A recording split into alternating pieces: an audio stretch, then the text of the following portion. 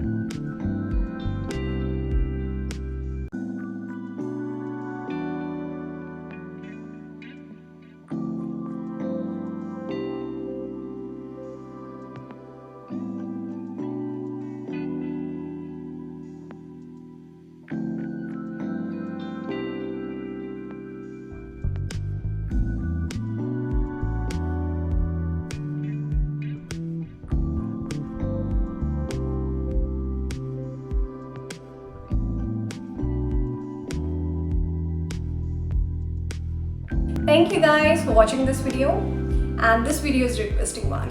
And if you really like this video, please like and share the video and subscribe to my channel. It keeps me motivated. See you soon in the next video. Till then, bye bye, take care and stay safe.